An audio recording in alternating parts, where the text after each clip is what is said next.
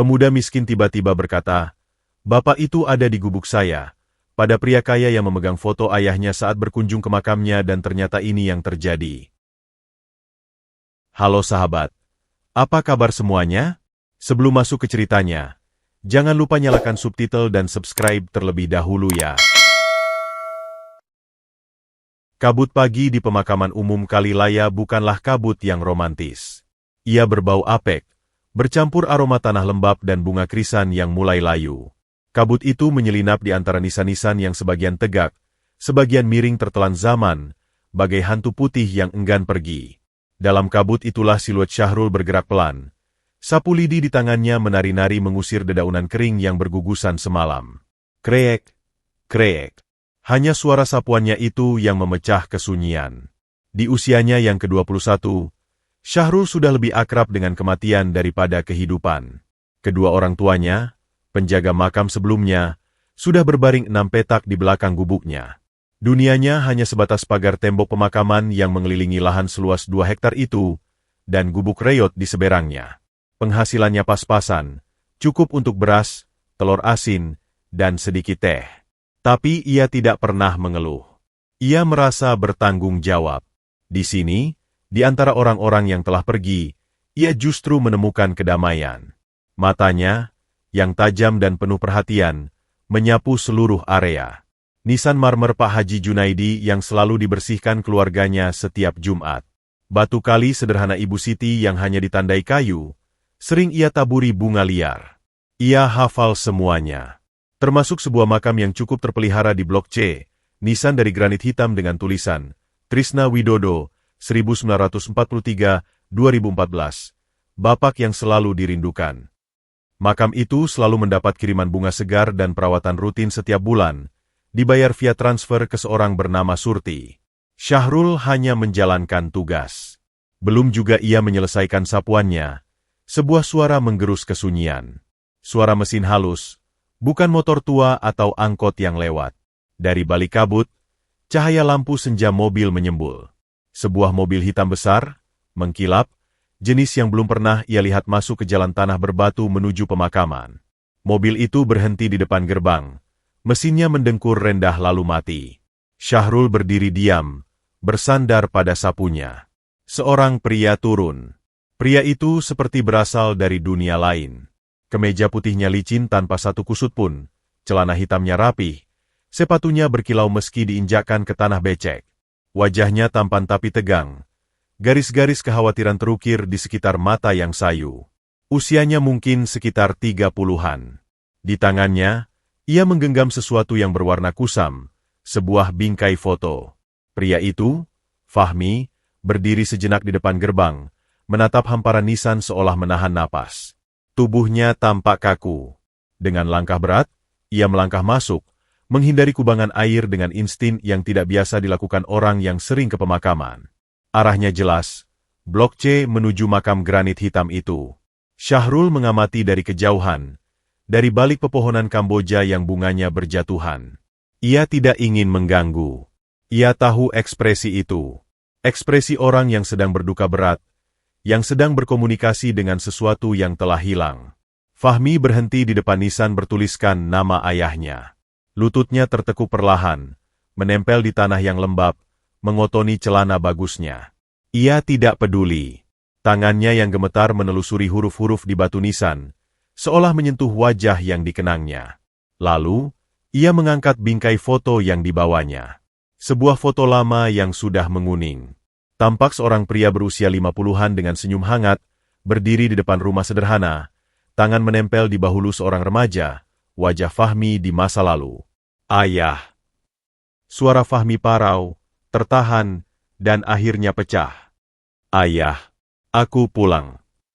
Air mata yang selama 10 tahun ditahan di perantauan, di tengah kesibukan membangun usaha, di saat-saat ia berpura-pura kuat, akhirnya tumpah di sini, di depan sebuah batu nisan. Maafkan aku, Yah. Maafkan anakmu yang lalai ini. Aku tak ada saat engkau pergi. Aku hanya sibuk dengan urusanku sendiri.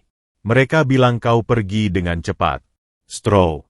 Aku tidak percaya. Ayahku kuat. Ia terus berbicara, Bercerita tentang perjuangannya di rantau, tentang kesuksesan yang kini ia raih, tentang rumah besar dan mobil yang bisa ia beli. Tapi semua ini hampa. Yah, semua tak ada artinya karena aku tak bisa melihatmu sekali lagi. Hanya sekali saja. Angin pagi berhembus lebih kencang, menerbangkan daun-daun kering. Kabut mulai tersibak, menyinari sisi wajah Fahmi yang basah. Syahrul, dari tempatnya, merasa seperti mengintip sebuah kesedihan yang terlalu dalam, terlalu pribadi. Ia hendak pergi, memberikan ruang. Tapi sesuatu membuatnya tertahan. Fahmi mencium foto itu, lalu meletakkannya di atas nisan. Saat itulah, angin kembali berembus, lebih kencang kali ini.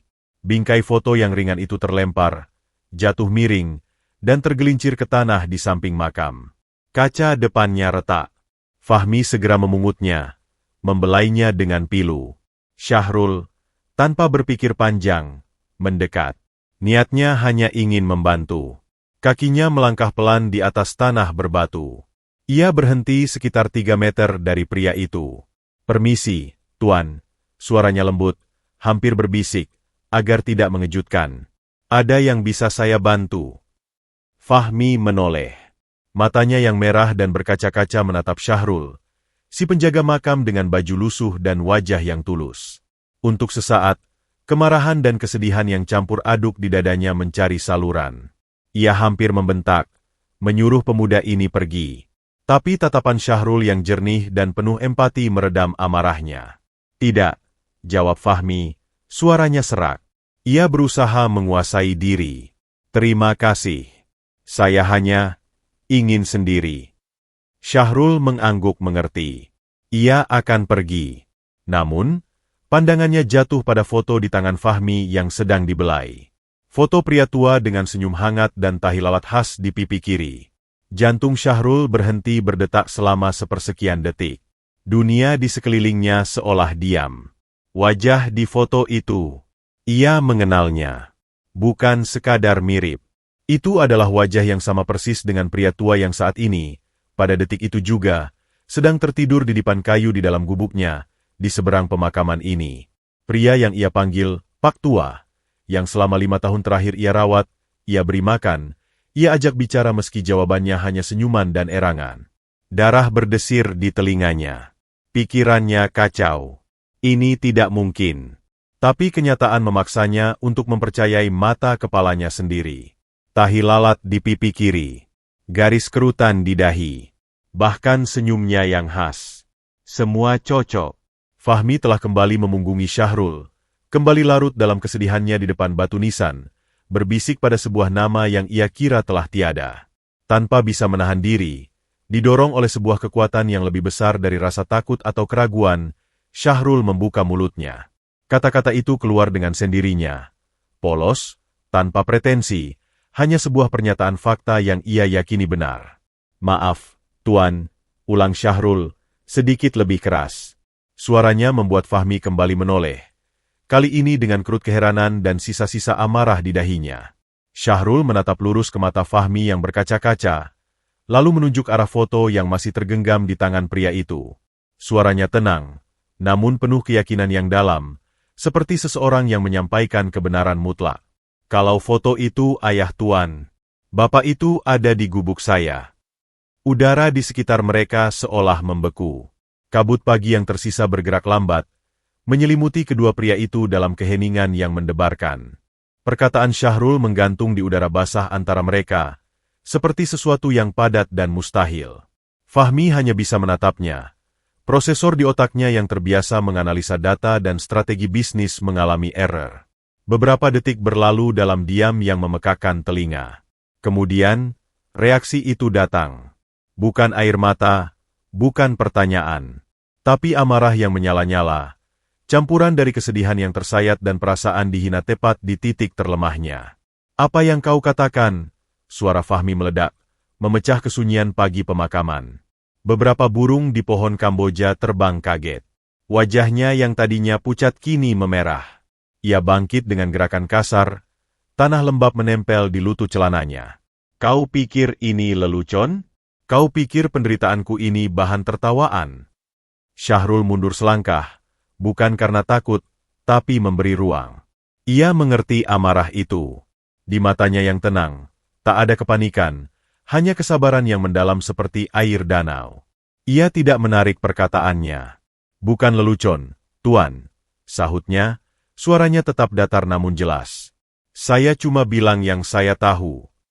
Aku tahu ayahku di mana, teriak Fahmi, tangannya menunjuk ke nisan granit hitam di belakangnya, seolah bukti tak terbantahkan. Dia di sini. Telah 10 tahun. Surat kematiannya, pemakamannya, semua ada. Bibiku yang mengurusnya. Napasnya tersengal-sengal. Emosi yang selama bertahun-tahun tertahan kini meluap pada sosok yang salah.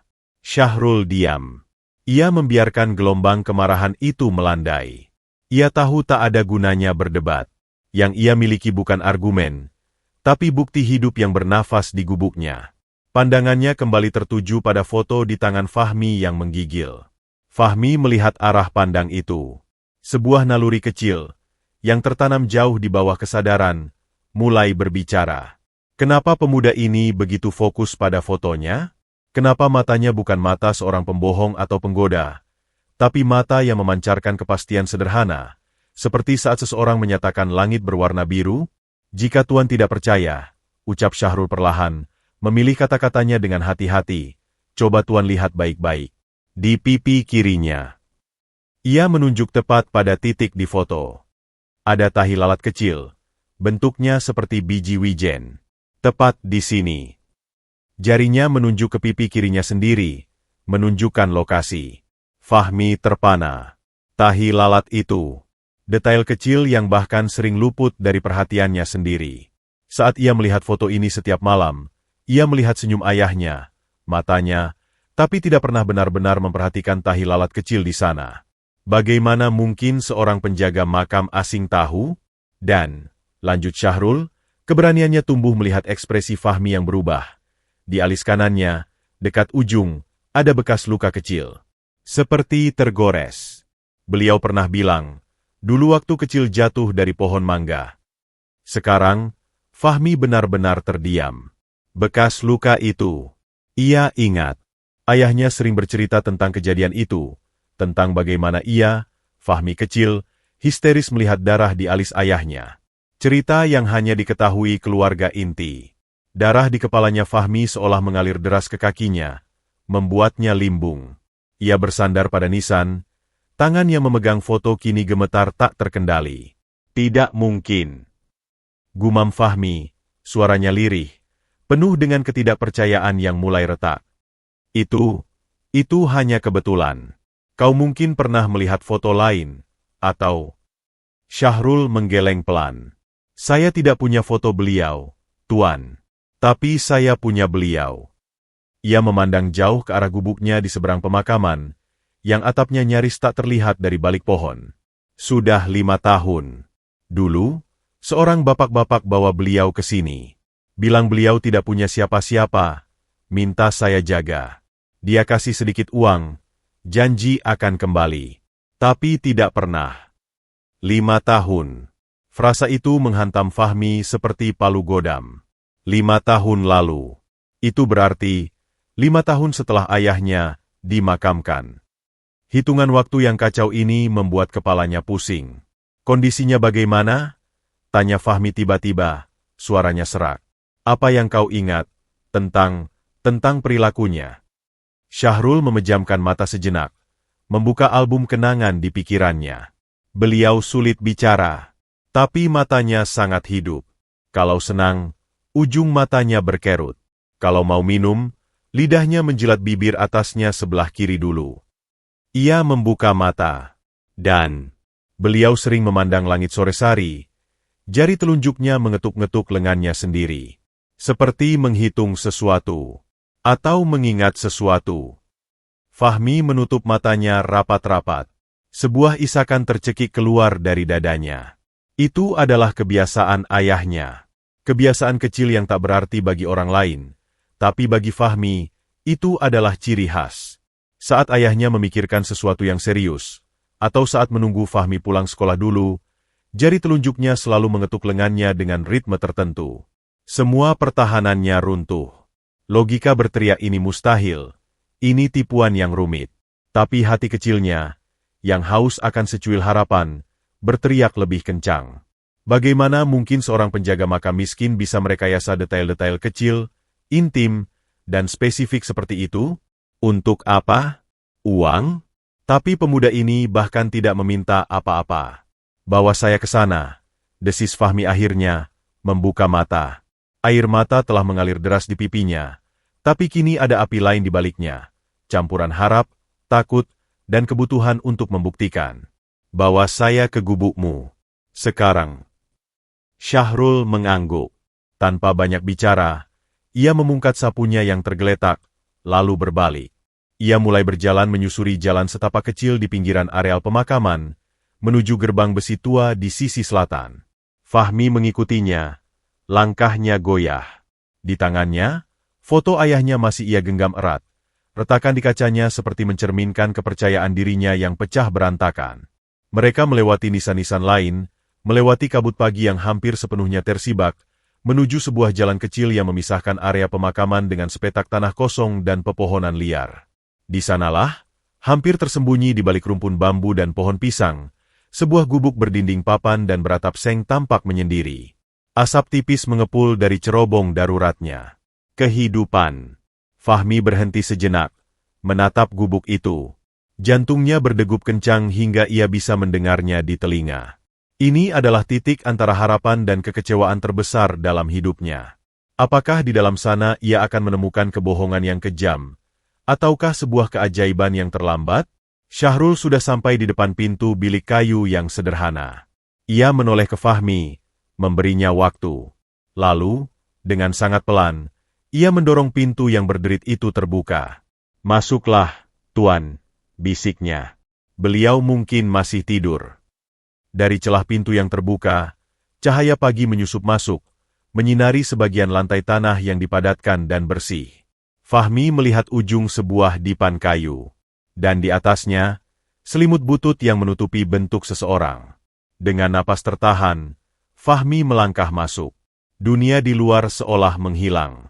Hanya ada gubuk ini, dirinya, dan sosok di dipan. Ia mendekat, selangkah demi selangkah, seperti mendekati mimpi yang bisa pecah kapan saja. Dan ketika ia sampai di sisi dipan, dan matanya akhirnya melihat wajah orang tua yang tertidur di balik selimut itu, segala sesuatu, keraguan, kemarahan, logika, semuanya lenyap. Tersisa hanya pengakuan yang menghancurkan sekaligus menyelamatkan. "Ayah?"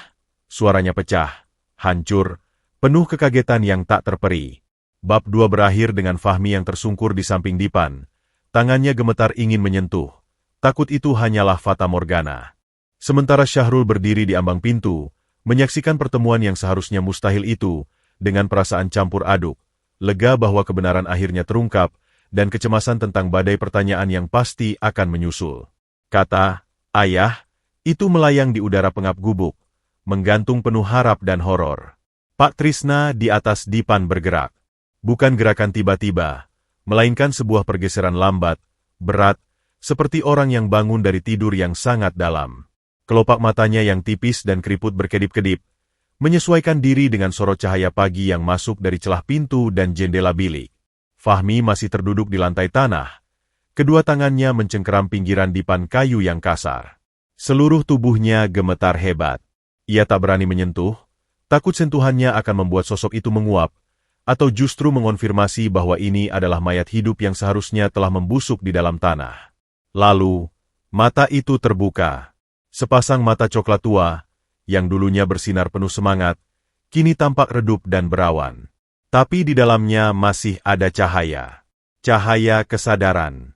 Mata itu berkeliling perlahan, tertuju pada siluet Syahrul di pintu yang dikenalnya, lalu bergeser, turun, dan akhirnya menatap sosok pria yang terduduk di lantai. Ada henti. Henti yang panjang dan menegangkan. Wajah Pak Trisna berkerut. Alisnya yang sudah memutih berusaha menyatu. Ia seperti sedang memproses, mengais-ngais ingatan dari dasar pikiran yang tertutup kabut. Bibirnya yang kering dan pecah-pecah bergetar. Tenggorokannya mengeluarkan suara F, F, seperti mesin rusak yang mencoba hidup. Fahmi menahan napas. Air matanya mengalir tanpa suara. Suara itu keluar, parau, terputus-putus, hampir tidak berbentuk kata. Tapi bagi Fahmi, itu adalah suara paling indah di dunia. Mi? Itu bukan pertanyaan. Itu adalah pengakuan. Sebuah nama yang ditarik dari jurang lupa, dari balik belenggu penyakit dan waktu. Dua suku kata yang memecahkan kaca penjara kesedihan Fahmi selama 1 dekade. "Yah!" teriak Fahmi, hancur. Tubuhnya lunglai. Kepalanya menempel di pinggul ayahnya yang kurus. "Iya, ayah. Ini Fahmi. Anakmu. Aku pulang. Aku pulang, yah." Isakannya tak terbendung lagi, gemuruh dan dalam, melepaskan semua penyesalan, kerinduan, dan rasa bersalah yang membatu. Tangannya yang gemetar akhirnya berani menyentuh. Ia menggenggam tangan ayahnya yang dingin, kulitnya tipis seperti kertas di atas tulang-tulang yang menonjol. Ia menciumnya, basah oleh air mata. Pak Trisna tidak bisa membalas pelukan. Tubuh bagian kanannya tampak lemas, tergolek pasif. Tapi tangan kirinya, yang masih berfungsi, perlahan-lahan, dengan usaha yang sangat besar, terangkat. Jari-jarinya yang kurus dan bengkok akibat artritis meraba-raba rambut Fahmi yang tertata rapi, sekarang kusut oleh tanah dan air mata. Sentuhannya ringan, penuh rasa takjub, seolah memastikan ini nyata. "Fahmi, beneran?" bisiknya lagi. Air mata juga mulai menggenang di sudut matanya yang keriput, mengalir melewati lekukan pipinya yang cekung dan tahi lalat yang dikenali Syahrul. "Beneran, yah. Aku di sini. Maafkan aku. Maafkan aku terlambat," desis Fahmi di antara isakannya. Syahrul diam di pintu. Tangannya masih memegang gagang pintu. Dadanya terasa sesak oleh pemandangan ini. Ia melihat bagaimana Pak Tua, Pak Trisna, yang selama ini hanya bisa mengerang dan sesekali tersenyum, kini memancarkan emosi yang begitu kuat. Ada kerinduan, kelegaan, dan juga sebuah kesedihan mendalam yang tertahan. Matanya yang menatap Fahmi seolah ingin menelan setiap detil wajah anaknya. Setelah beberapa saat, Fahmi menarik napas panjang, berusaha mengumpulkan sisa-sisa kekuatannya. Ia masih memegangi tangan ayahnya, tak mau lepas. Ia menoleh ke Syahrul, matanya penuh pertanyaan yang tak terhitung jumlahnya. "Bagaimana? Kenapa bisa begini?" tanya Fahmi, suaranya masih serak. Katanya ayah stroke, meninggal 10 tahun lalu. Dimakamkan. Saya kirim uang untuk nisan, untuk perawatan makam. Semua melalui Bibi Surti. Nama itu diucapkannya dengan nada datar, tapi di baliknya sudah mulai tumbuh kecurigaan. Syahrul masuk sepenuhnya, menutup pintu perlahan. Gubuk itu kembali redup. Hanya diterangi cahaya dari jendela kecil. Ia mengambil sebuah bangku kayu pendek dan duduk di dekat kaki dipan, menjaga jarak yang hormat. "Saya tidak tahu cerita lengkapnya, Tuan Fahmi." Mulainya, memilih kata-kata dengan hati-hati. 5 tahun lalu, musim hujan. Ada seorang bapak, sekitar 40 tahun, membawa beliau ke sini dengan mobil pick-up tua. Beliau saat itu sudah dalam kondisi seperti sekarang, mungkin lebih parah. Tidak bisa bicara, lumpuh sebelah. Fahmi mendengarkan. Matanya tak lepas dari wajah ayahnya yang juga tampak mendengarkan. Matanya berkedip-kedip. Bapak itu bilang, ini pamannya. Tidak punya keluarga lain. Tidak ada biaya rawat di rumah sakit atau panti. Dia dengar saya jaga makam dan tinggal sendirian. Dia minta tolong, titip beliau di sini. Kasih uang 6 bulan sekaligus. Lumayan untuk beli obat dan makanan. Janji akan kembali ambil atau kasih uang lagi. Syahrul menghela napas. Tapi dia tidak pernah kembali. Nomor HP-nya tidak aktif. Saya coba tanya ke beberapa orang di sekitar. Tidak ada yang kenal. Lalu kenapa ayah dikuburkan? Tanya Fahmi, bingung. Saya tidak tahu soal itu, jawab Syahrul jujur. Yang saya tahu, saya dapat titipan seorang bapak yang sakit, yang butuh ditolong. Uangnya habis setelah setahun lebih. Tapi saya tidak tega meninggalkan beliau. Saya anggap saja keluarga. Ia menunduk, agak malu. Saya rawat seadanya. Makan seadanya. Dokter kampung pernah saya panggil. Tapi obatnya mahal. Saya cuma bisa kasih makan, bersihkan, dan temani. Fahmi memandang Syahrul. Baru sekarang ia benar-benar melihat kondisi gubuk ini. Sederhana, miskin, tapi bersih. Tidak ada bau pesing atau anyir orang sakit. Ada sebuah kompor minyak tanah kecil, panci-panci bersusun rapi, sebuah ember berisi air, dan di sudut, beberapa botol obat generik. Jendela dibiarkan terbuka untuk sirkulasi udara. Sebuah radio tua menyala peliharaan, mungkin untuk menemani Pak Trisna. Ini bukan tempat mewah, tapi penuh dengan kepedulian. Rasa bersalah yang lain menyergap Fahmi.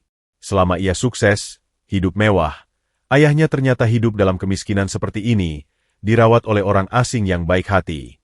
Dan biaya yang ia kirim ke bibinya? Untuk apa? Ayah. Fahmi berbalik, menatap wajah ayahnya. Ayah ingat tidak? 10 tahun lalu, saat aku telepon terakhir, Bibi Surti yang angkat. Dia bilang ayah koma, lalu meninggal. Apa yang sebenarnya terjadi? Pak Trisna menatapnya. Matanya menunjukkan pergolakan. Ia mencoba bicara. Surti, gumamnya, susah payah. Wajahnya berkerut, seperti mengalami tekanan. Dia, bawa, orang, suruh, tanda. Ia berhenti, kehabisan napas, frustasi karena tak bisa mengungkapkan. Suruh tanda tangan, tebak Fahmi. Pak Trisna mengangguk pelan, sekali. Lalu matanya menunjukkan ketakutan. Ia memandang ke arah pintu, seolah takut seseorang akan masuk. Siapa? Suruh tanda tangan apa? Tanya Fahmi, mendesak pelan.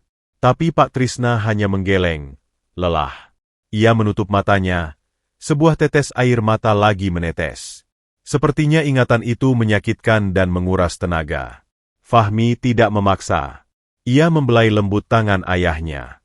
Sudah, Yah, istirahat dulu. Tidak apa-apa. Aku di sini sekarang. Aku akan urus semuanya. Ia menoleh ke Syahrul. Terima kasih, ucapnya, tulus dan dalam. Kau telah menyelamatkan nyawa ayahku. Dan nyawaku. Tanpa Syahrul, ia akan terus hidup dalam kebohongan dan penyesalan abadi. Sama-sama, Tuan. Saya cuma melakukan yang saya bisa, jawab Syahrul rendah hati. Panggil saya Fahmi, kata pria itu. Dan, aku butuh bantuanmu. Aku harus tahu kebenaran seluruhnya. Tapi pertama, ayahku tidak bisa tinggal di sini lagi. Aku akan bawa dia ke rumah sakit terbaik, untuk pemeriksaan menyeluruh dan perawatan. Mendengar kata, bawa, baik Syahrul maupun Pak Trisna bereaksi. Pak Trisna membuka mata, menggenggam tangan Fahmi sedikit lebih kuat, dan menggeleng pelan. Matanya memandang ke Syahrul, penuh ketergantungan dan mungkin ketakutan akan perubahan. Syahrul juga tampak ragu. Tuan, Fahmi, maaf, tapi keadaan beliau masih lemah. Perjalanan jauh, lingkungan baru yang ramai, mungkin akan membuatnya stres. Dokter kampung dulu bilang, kestabilan emosi penting. Fahmi terpana. Ia melihat kehangatan di antara ayahnya dan pemuda miskin ini. Ikatan yang telah terbangun dalam 5 tahun merawat, jauh lebih kuat daripada ikatan darahnya yang telah terputus 10 tahun. Ia harus bijak. Baik, katanya, menyerah. Kita lakukan bertahap. Pertama, aku akan panggil dokter spesialis ke sini. Kita perbaiki kondisi ayah dulu. Dan, ia melihat sekitar. Gubuk ini juga perlu diperbaiki. Untuk sementara, aku akan tinggal di sini bersamamu. Aku tidak akan meninggalkan ayah lagi. Keputusan itu, yang diucapkan oleh seorang pria berjas mewah di tengah gubuk reot, terdengar aneh tapi tulus. Matahari telah naik tinggi, mengusir sisa kabut dan kelembapan pagi. Di dalam gubuk Syahrul, suhu mulai terasa panas. Namun, dingin yang lebih menusuk justru berasal dari telepon yang Fahmi pegang. Setelah memastikan ayahnya tertidur kembali, kelelahan akibat gejolak emosi, Fahmi melangkah keluar gubuk. Ia berdiri di bawah rumpun bambu. Sinar matahari yang menerobos daun-daunnya menciptakan pola bayangan di wajahnya yang tegang. Di tangannya, ponsel mahal itu terasa berat. Ia harus menelepon Bibi Surti. Adik dari mendiang ibunya ini adalah satu-satunya keluarga yang masih ia hubungi di kampung halaman. 10 tahun lalu, dialah yang mengirim kabar duka, yang mengurus segala administrasi kematian, yang menjadi penerima segala uang yang Fahmi kirim untuk biaya pemakaman dan sesajen. Selama ini, ia menganggap bibinya sebagai orang yang boleh dipercaya, meski hubungan mereka tak pernah benar-benar akrab. Jarinya menekan nomor yang tersimpan dengan nama Bibi Surti Kampung. Telepon berdering beberapa kali sebelum akhirnya diangkat. "Halo? Fahmi, nak." Suara perempuan paruh baya terdengar, ramah seperti biasa. "Kok sudah telepon lagi? Tadi pagi kan baru telepon dari bandara? Sudah sampai di makam ayahmu?" Fahmi menarik napas dalam. "Sudah, Bi. Saya di sini sekarang." "Ah, bagus. Kasih bunga yang banyak ya, nak. Doakan beliau tenang di sana. Ayahmu orang baik, pasti diampuni dosanya dan..." "Bibi," potong Fahmi, suaranya datar namun bergetar halus. "Saya tidak sedang di depan nisan." "Loh? Memangnya di mana?" Suara Bibi Surti masih ringan, penuh keheranan yang dibuat-buat. "Saya di gubuk penjaga makam." Fahmi berhenti sejenak, memilih kata-katanya seperti menempatkan ranjau. "Dan, Bibi, saya menemukan ayah." Diam. Diam yang terlalu panjang di seberang sana. Fahmi bisa mendengar tarikan napas yang tiba-tiba tersendat, lalu usaha untuk menormalkannya. "Ah, apa maksudmu, nak?" Suara Bibi Surti sekarang lebih rendah, lebih hati-hati. "Kamu ketemu arwahnya?" "Mimpi. Itu biasa, nak, karena baru." "Bukan arwah, Bi." Fahmi memotong lagi, tegas. "Ayah masih hidup, berwujud daging dan darah, bernapas. Ada di sini, di gubuk penjaga makam bernama Syahrul. Sudah 5 tahun dirawatnya." Klak, terdengar suara seperti sesuatu terjatuh di seberang telepon, mungkin gelas atau piring. Lalu, kembali diam. Kali ini, di balik diam itu, Fahmi bisa merasakan kepanikan yang merayap.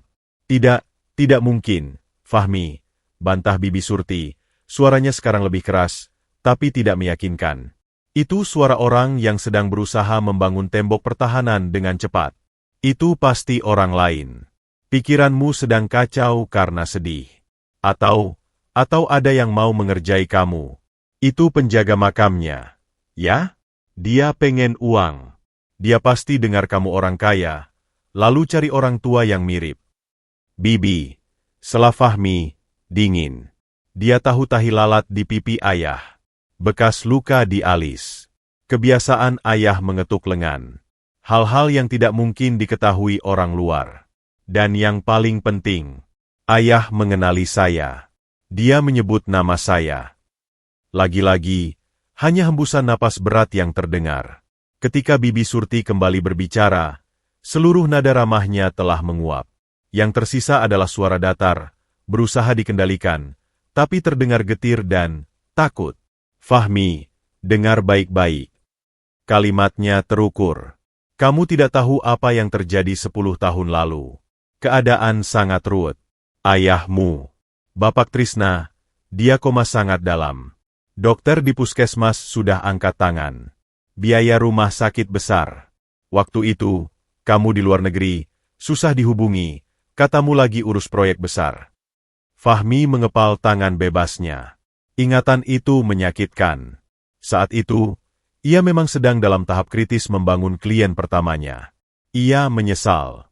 Lalu, ada seorang teman kenalan yang punya akses ke dukun terkenal. Lanjut Bibi Surti, ceritanya mulai tidak karuan. Dukun itu bilang, jiwa Bapak Trisna sudah melayang, yang tinggal hanya badan busanya.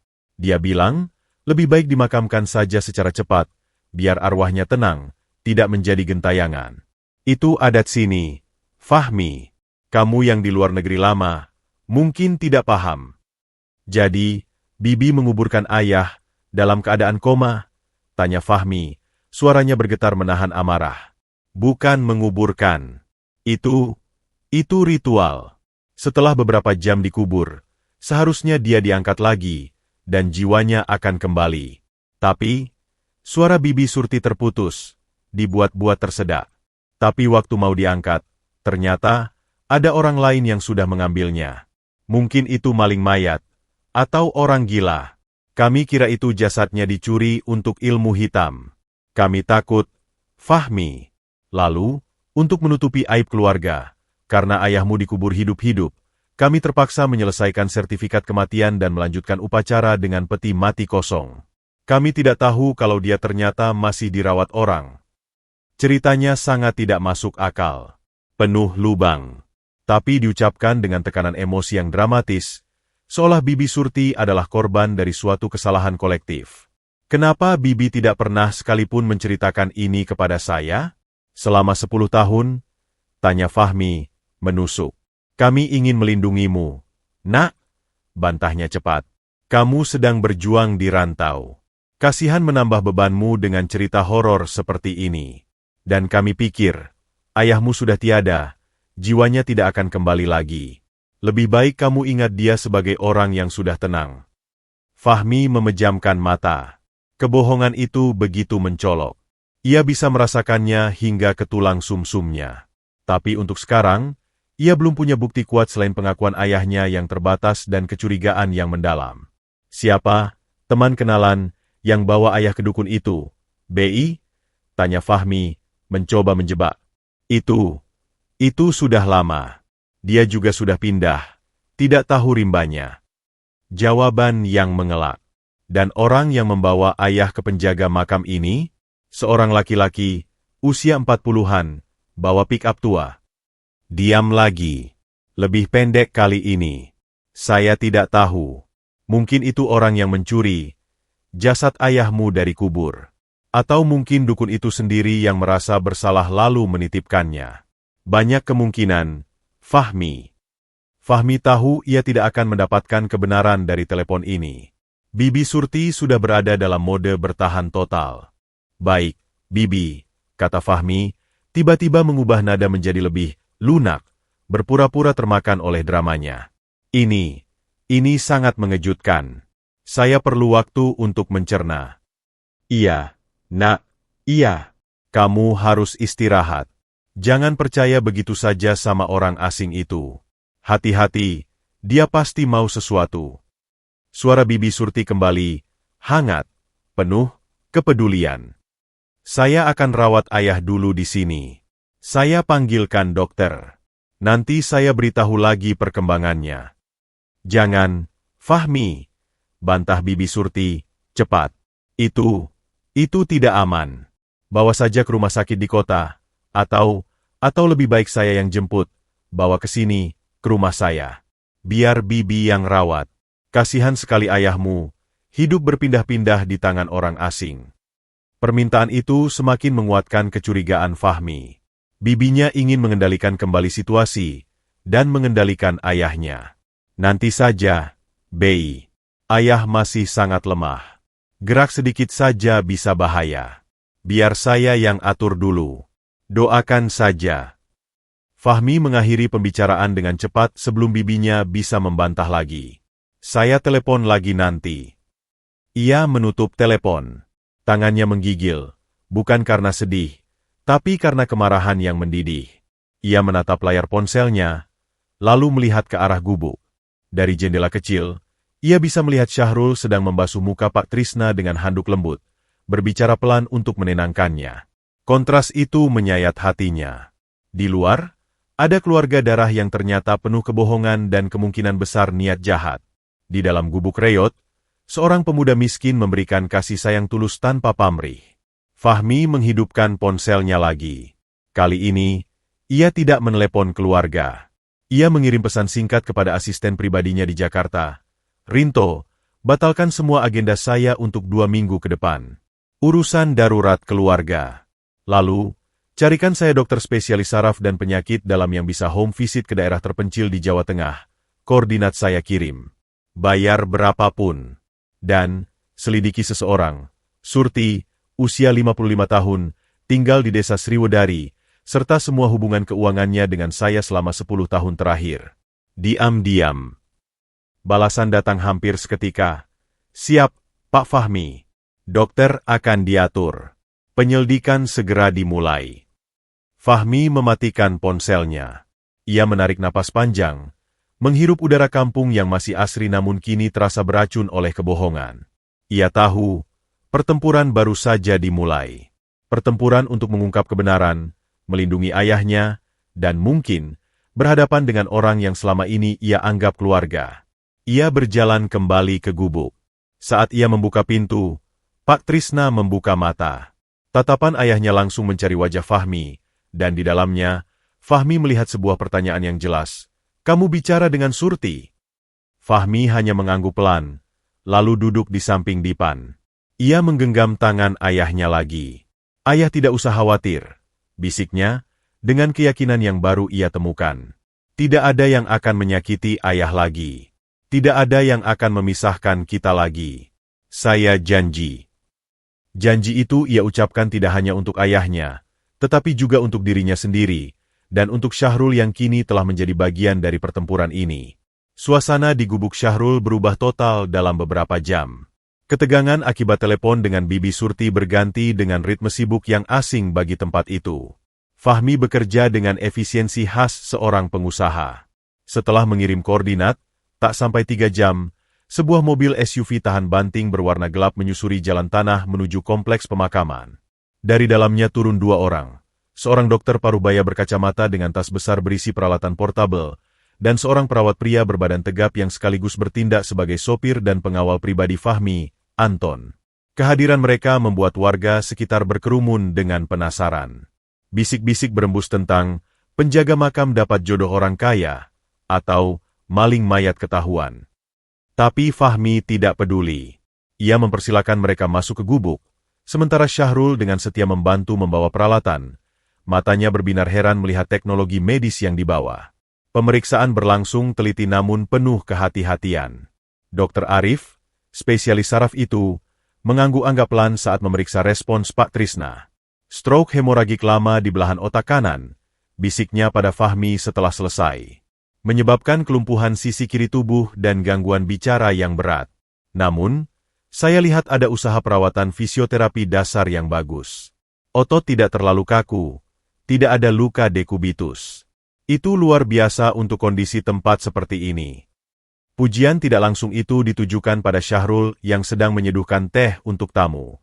Pemuda itu tersipu. Kondisinya stabil, tapi rapuh, lanjut Dr. Arif. Perlu terapi intensif, nutrisi yang tepat, dan obat pengencer darah serta penstabil tekanan. Pindahkan dia sekarang akan sangat berisiko.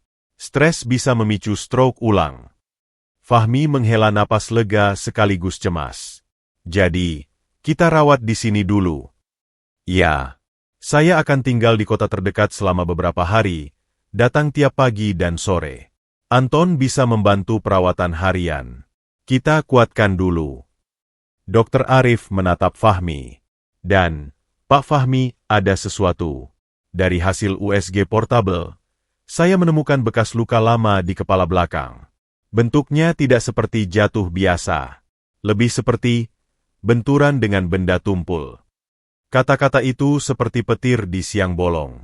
Fahmi menatap ayahnya yang tertidur pulas setelah minum obat. Bekas luka akibat benda tumpul. Apakah ini terkait dengan koma yang diceritakan Bibi Surti? Setelah dokter dan Anton selesai, dan memastikan Pak Trisna nyaman, Fahmi mengajak Syahrul keluar. Mereka duduk di bangku kayu tua di depan gubuk, menghadap pemakaman yang kini terang benderang oleh matahari. Syahrul, terima kasih untuk semua yang kau lakukan. Dr. Arif bilang, tanpa perawatanmu, ayah mungkin sudah tidak ada, ucap Fahmi, tulus. Syahrul menggeleng. Saya cuma melakukan yang wajib, Mas Fahmi. Kau menyebutnya Mas sekarang, senyum Fahmi kecil. Ia diam sejenak. Aku perlu tahu lebih banyak tentang ayah dan tentang kampung halamanku. Aku sudah terlalu lama pergi. Mau tanya apa saja, saya bantu semampu saya. Tanah. Ayah punya tanah di sini, kan? Di mana lokasinya?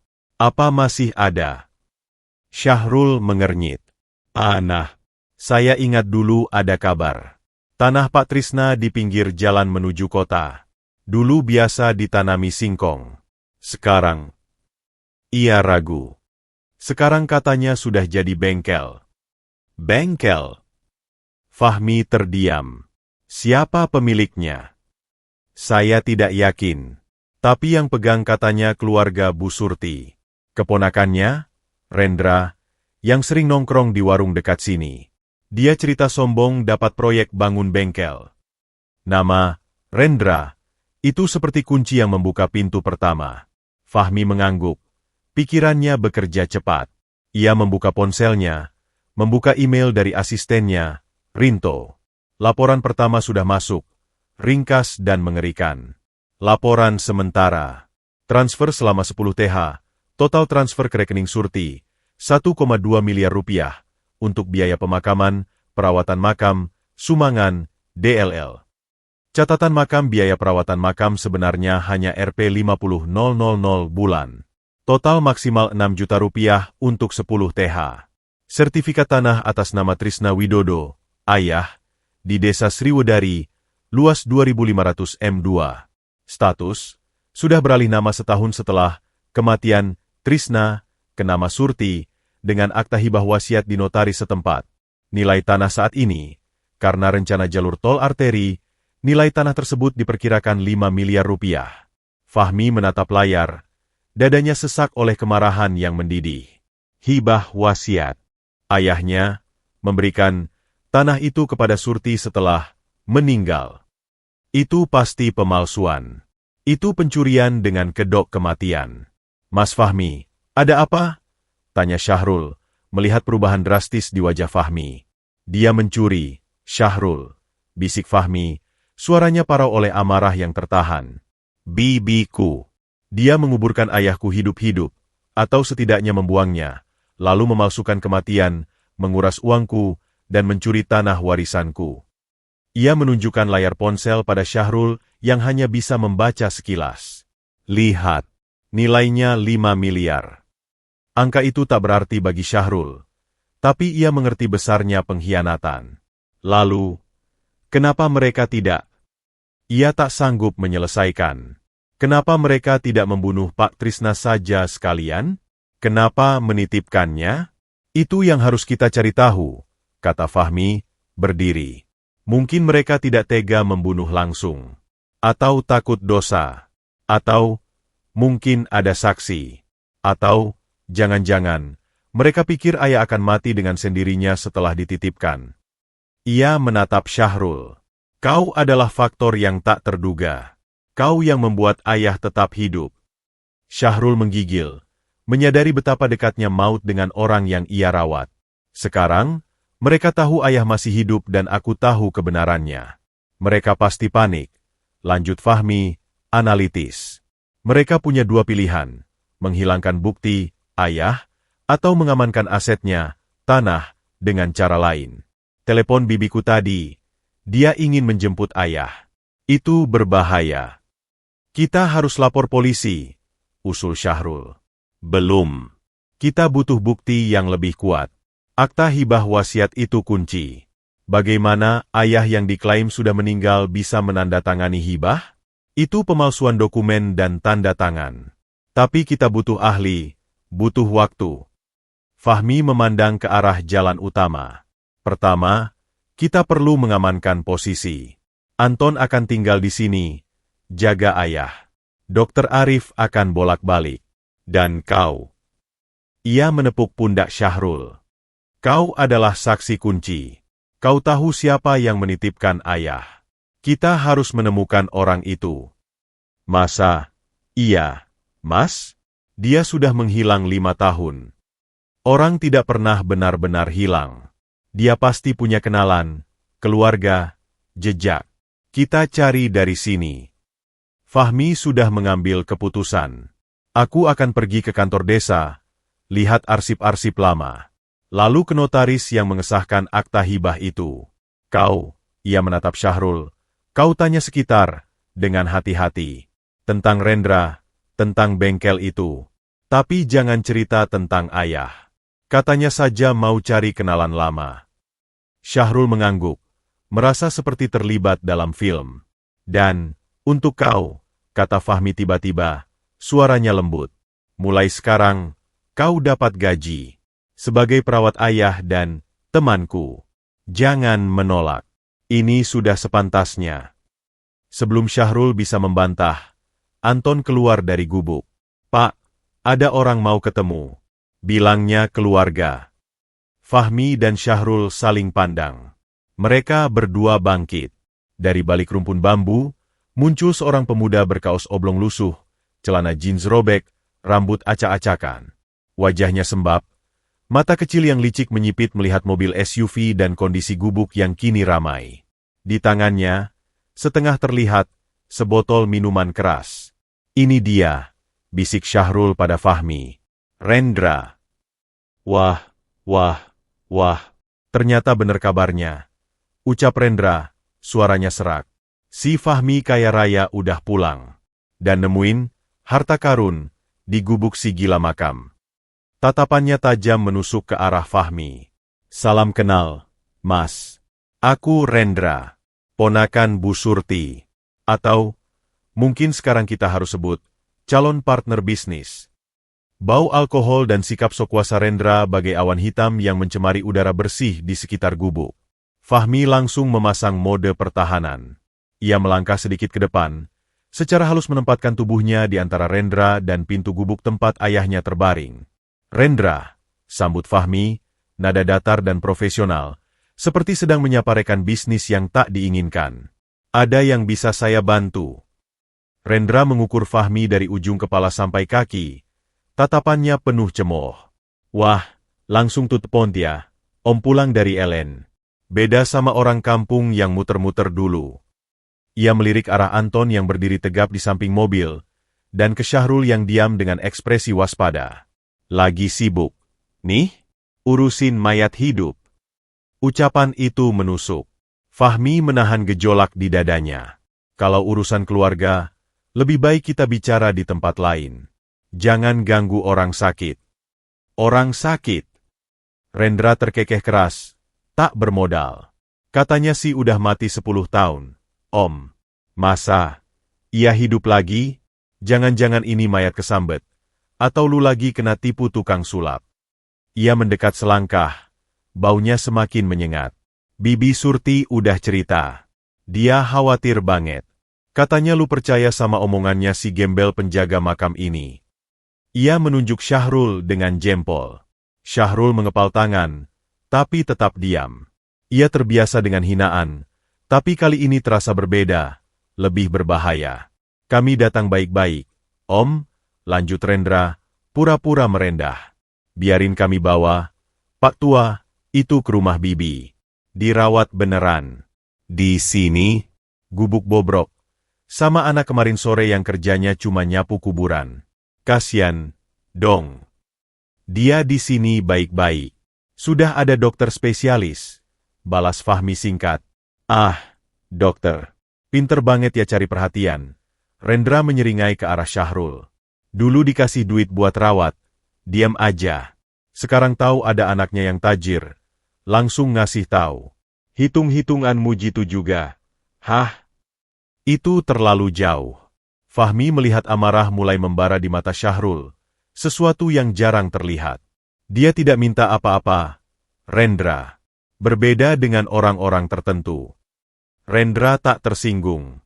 Malah senyumnya semakin lebar. Oke. Jadi lu nggak mau serahkan Pak Tua itu? Ya. Ia mengeluarkan ponsel murah dari kantongnya, memainkannya di tangannya. Gampang. Aku tinggal telepon polisi.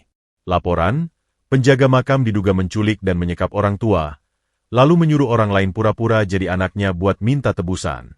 Atau, bisa juga laporan penodongan, manipulasi orang sakit buat dapetin warisan. Ia menatap Fahmi tajam. Mana yang lebih seru? Ya? Pasti rame di berita. Pengusaha sukses korban penipuan anak muda kampung. Ancaman itu kotor dan licik. Fahmi tahu, meski palsu, laporan seperti itu akan merepotkan dan mencoreng nama baiknya. Tapi ia tidak gentar. Silakan, kata Fahmi dingin. Tapi sebelum telepon, lihat dulu ini. Ia mengangkat ponselnya, Memperlihatkan layar berisi email laporan Rinto. Ini catatan transfer ke Bibi Surti selama 10 tahun. Ini catatan perawatan makam yang tak sampai 1/100-nya. Dan ini, ia menekan layar, memperlihatkan scan surat tanah. Salinan sertifikat tanah ayahku yang atas namanya tiba-tiba berubah jadi hibah wasiat setelah dia dinyatakan meninggal. Aku yakin polisi dan pengadilan akan lebih tertarik dengan kasus penggelapan, pemalsuan dokumen, dan... Ia mendekat sedikit, suaranya rendah tapi tegas. Percobaan pembunuhan dengan menguburkan orang hidup-hidup. Wajah Rendra berubah. Kemerahan karena mabuknya seolah tersedot, digantikan pucat kesiangan. Ia tidak menyangka Fahmi sudah bergerak secepat itu. Oh, omongan kosong, hardiknya, tapi keyakinannya goyah. Itu urusan Bibi. Aku nggak tahu. Tapi kamu yang bangun bengkel di tanah itu, kan? Sergah Syahrul tiba-tiba, suaranya lantang dan jelas untuk pertama kalinya. Kamu yang sombong-sombong di warung bilang dapat proyek gede dari bibimu. Rendra memutar wajahnya ke Syahrul. Matanya menyala benci. Dasar lo, hajar kali ya. Urusan keluarga nggak usah ikut campur. Bocah kuburan. Anton, yang memperhatikan dari jauh, sudah melangkah mendekat. Posturnya yang besar dan tatapannya yang tajam membuat Rendra mundur selangkah. Wahai, jangan main fisik. Aku ada temen, ancam Rendra, tapi suaranya cempreng. Sudah, Rendra, kata Fahmi, mengambil alih. Pulang. Bilang pada Bibi Surti, aku tahu semuanya.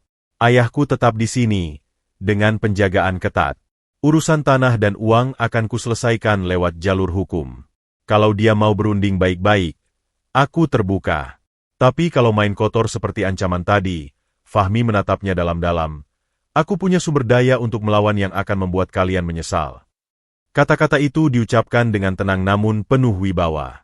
Rendra, yang hanya jago kandang dan mengandalkan teror, tampak ciut.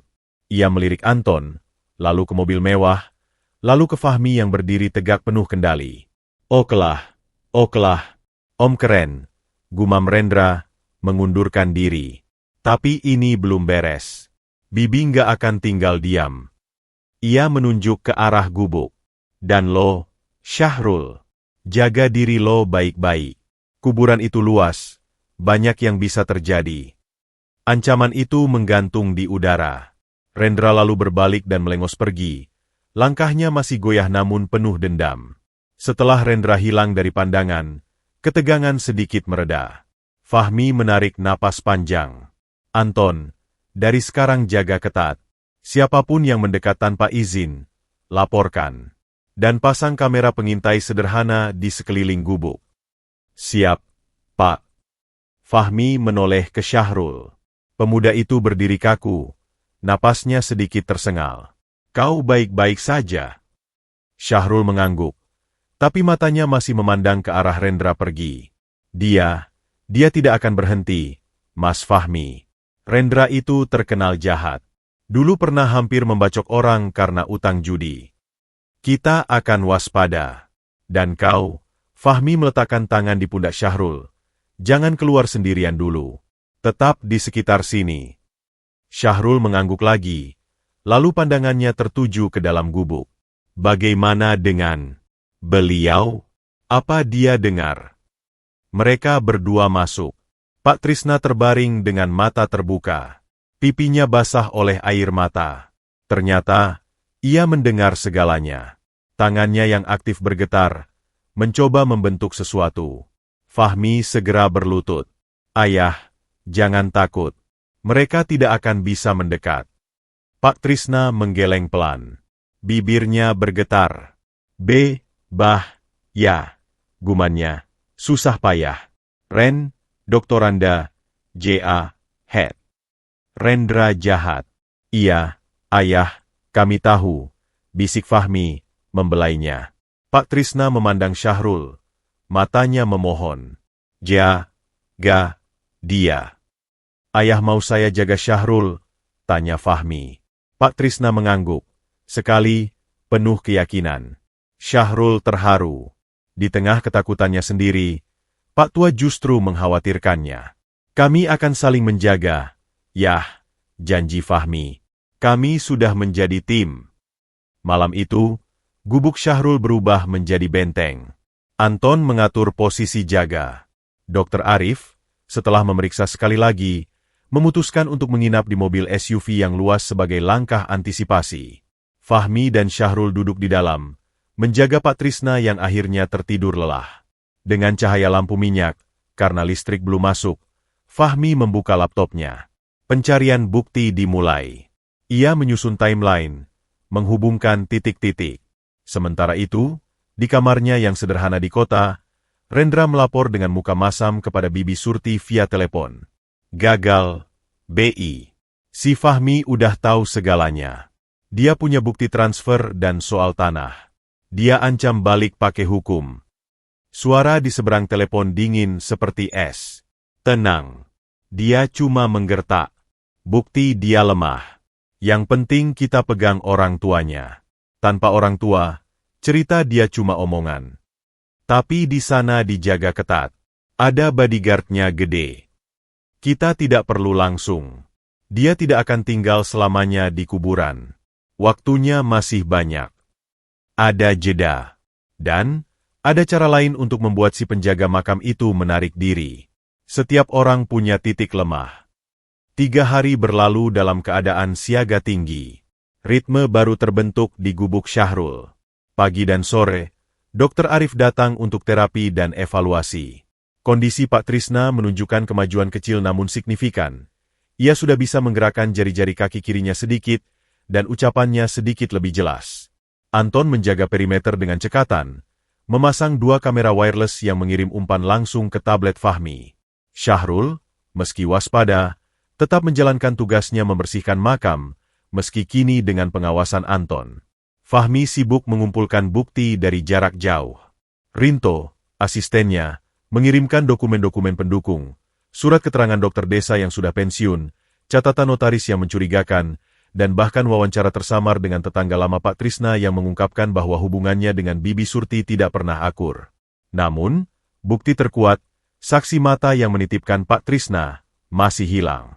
Pencarian Syahrul secara diam-diam di kalangan tukang ojek, pedagang, dan tetangga sekitar tidak membuahkan hasil. Orang itu seperti menguap. Pada hari keempat, tekanan datang dari arah yang tak terduga. Seorang lelaki berjas rapi dan berkopiah, mengaku sebagai utusan dari Majelis Taklim dan Sosial Desa, datang ke pemakaman. Dia menemui Syahrul yang sedang menyapu. "Assalamualaikum, Saudara Syahrul," sapa pria itu ramah. "Saya Ustadz Farid, mewakili masyarakat." Ada sedikit keprihatinan yang disampaikan warga. Syahrul, yang dikenal alim dan rajin ke musola, segera menghormati. "Waalaikumsalam. Ada apa, Ustadz?" Ustadz Farid terlihat tidak nyaman. "Begini, ada isu yang beredar, Nak. Isu yang tidak sedap. Katanya, di gubukmu ada orang tua yang bukan hakmu, bukan keluargamu. Ada yang bilang, itu orang yang kau curi dari keluarganya, atau mungkin hasil ilmu hitam." Syahrul terdiam, darahnya membeku. Fitnah itu mulai menyebar. "Saya tidak percaya, tentu saja," cepat-cepat Ustadz Farid menambahkan. "Tapi namamu jadi bahan gunjingan. Apalagi dengan kedatangan orang kota yang kaya raya itu, mobil-mobil mewah, ada yang bilang ini transaksi jual beli orang untuk tumbal pesugihan. Itu lebih gila lagi." Syahrul hampir tersedak. "Itu tidak benar, Ustadz. Beliau itu ayah dari Mas Fahmi. Beliau sakit, saya rawat. Sekarang anaknya datang." Ya, saya paham. Tapi lidah masyarakat itu seperti api, Nak. Lebih mudah mempercayai yang sensasional." Ustadz Farid menatapnya dengan iba. "Atas nama kemaslahatan, dan untuk menjaga nama baikmu dan ketenangan desa, bagaimana kalau orang tua itu diserahkan saja kepada keluarganya yang sah? Biar mereka yang urus. Kau kan masih muda, bisa cari kerja yang lebih baik. Nanti kami bantu." Ini bukan kunjungan sosial. Ini adalah tekanan halus yang dibungkus agama dan adat. Jelas, Bibi Surti yang menggerakkan ini. Syahrul menguatkan diri. "Maaf, Ustadz, saya tidak bisa. Beliau masih terlalu lemah untuk dipindah." Dan Mas Fahmi, sebagai anak kandungnya, sudah mengambil alih. Ini urusan keluarga mereka. Ustadz Farid menghela napas, seperti menghadapi anak yang keras kepala. Sudahlah, saya hanya menyampaikan. Hati-hati, nak. Jangan sampai kebaikanmu malah mencelakanmu. Warga sudah mulai mengawasi. Setelah Ustadz pergi, Syahrul langsung menemui Fahmi dan menceritakan semuanya. Pertanda bagus, komentar Fahmi, dingin. Artinya mereka takut. Mereka sedang mencoba mengisolasi kita, terutama kamu, dari dukungan masyarakat. Taktik klasik. Tapi, Mas, nama baik saya. Syahrul terbata. Ia hidup dari rasa hormat tetangga. Jika dianggap pemakai ilmu hitam, hidupnya bisa sengsara. Percayalah, setelah semua ini terbuka, namamu justru akan harum. Tapi untuk sekarang, kita harus lawan. Fahmi memandangnya. Kau kuat. Syahrul menarik napas, lalu mengangguk. Saya kuat. Keesokan harinya, tekanan meningkat. Kali ini lebih langsung. Saat Fahmi pergi sebentar ke kota untuk menemui notaris, 3 pemuda, teman dekat Rendra, muncul di area makam. Mereka tidak masuk, hanya duduk-duduk di warung depan, menatap ke arah gubuk dengan tatapan mengancam, sesekali tertawa keras dan meneriaki Syahrul yang sedang mengambil air dari sumur. Woi, Mbah Dukun, bikin santet berapa? Jualan mayat hidup, ya? Untung besar nih. Syahrul pura-pura tuli, tapi tangannya menggigil memegang ember. Anton, yang mengawasi dari dalam, siap bergerak. Tapi Fahmi sudah berpesan, jangan memulai kontak fisik kecuali terpaksa. Ketika Fahmi kembali di sore hari, suasana makin mencekam. Ia langsung tahu ada yang tidak beres. Di depan gubuk, sebuah sepeda motor terparkir dengan gerobak kecil bekas jualan bakso. Seorang perempuan parubaya dengan kerudung sederhana berdiri di sana, ditemani Rendra yang kali ini berdiri agak jauh, dengan senyum menang. Perempuan itu adalah Bibi Surti. Wajahnya tidak seperti diingatan Fahmi yang ramah dan penyayang. Sekarang, ia tampak lebih kurus. Matanya tajam seperti elang, garis-garis keras di sekitar mulutnya. Fahmi, sambutnya, tanpa senyum. Suaranya datar. Bibi, balas Fahmi, sama datarnya. Apa kabar? Kabar bingung, Fahmi, karena ulah anakku. Ia melirik ke Rendra. Dia cerita kalian berantem. Aku datang sendiri, sebagai keluarga, mau klarifikasi. Silakan. Fahmi tidak mengajaknya masuk. Bibi Surti menghela napas, pura-piba lelah. Semua ini salah paham besar. Nak, aku nggak tahu apa yang dikatakan penjaga makam itu padamu, tapi jelas dia memelintir fakta. Memang benar, dulu ada kesalahan prosedur pemakaman. Tapi itu murni karena kami takut dan tidak tahu harus bagaimana. Soal tanah. Ia berhenti, seolah mencari kata. Tanah itu, ayahmu memang pernah bilang mau kasih ke aku. Karena selama kamu di luar, aku yang jagain dia, urus semuanya. Dia kasih surat wasiat lisan. Wasiat lisan pada saat dia stroke dan sulit bicara, tanya Fahmi, skeptis. Sebelum stroke, waktu masih sehat, bantah Bibi Surti, sedikit emosi. Kamu tidak ada di sini, kamu tidak tahu. Ayah saya punya anak. Saya ahli waris sah. Wasiat lisan tanpa saksi dan tanpa notaris tidak sah, balas Fahmi dingin. Bibi Surti menatapnya lama.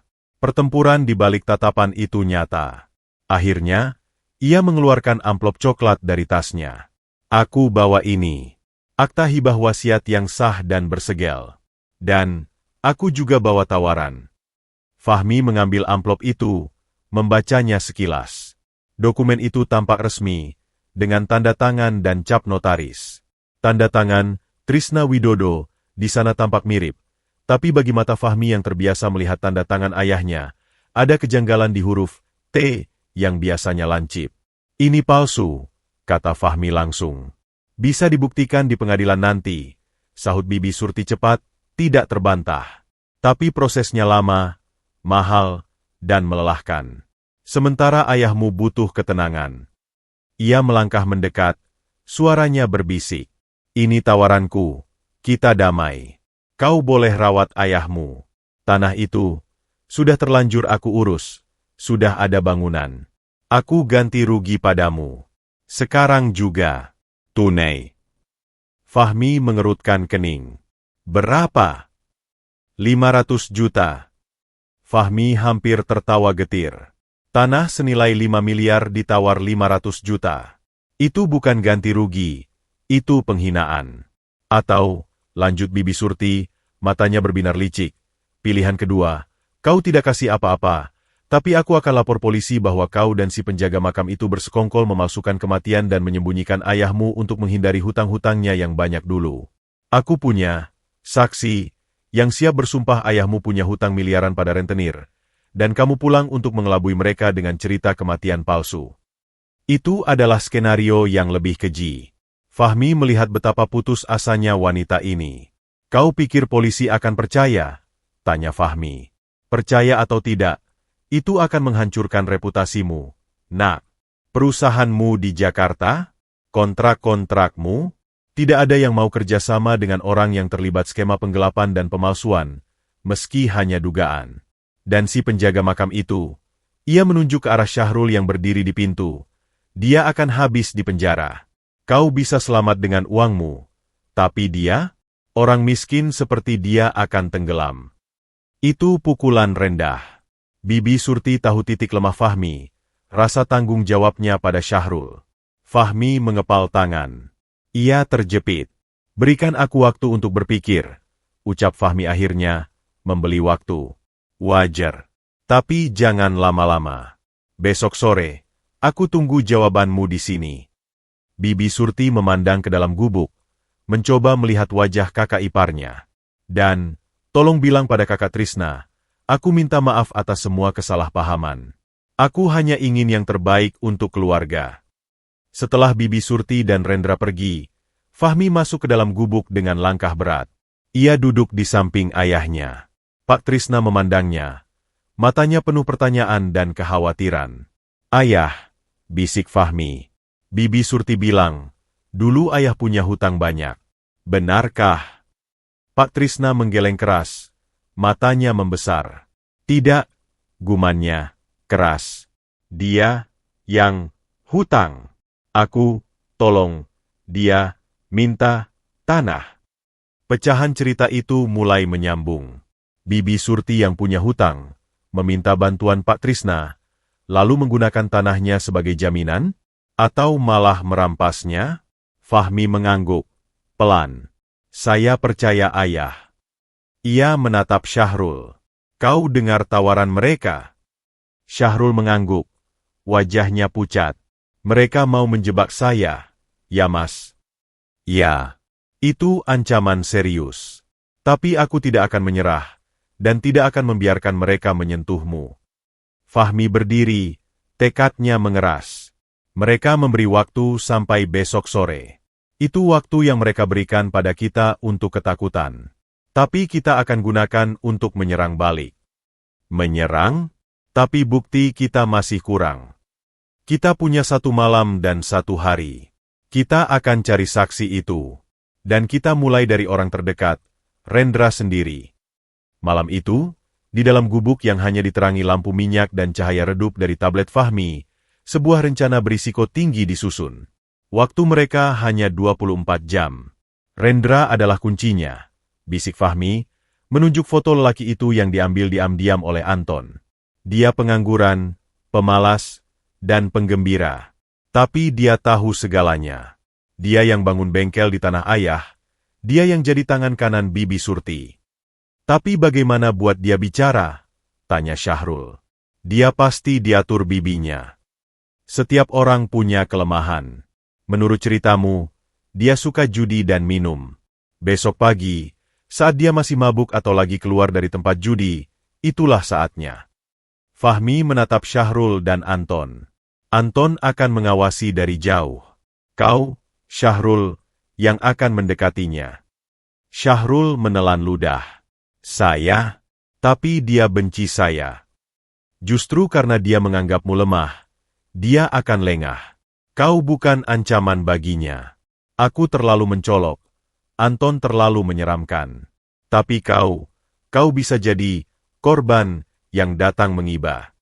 Fahmi menjelaskan skenarionya.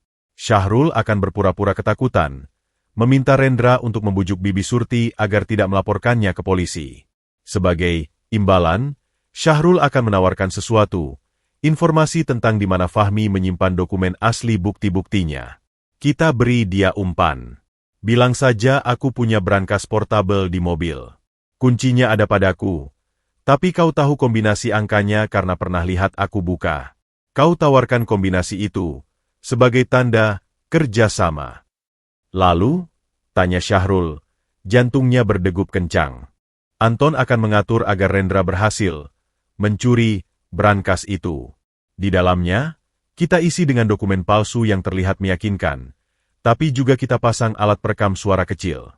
Saat dia bawa ke Bibi Surti, atau saat dia membukanya, kita akan dapat percakapan yang kita butuhkan.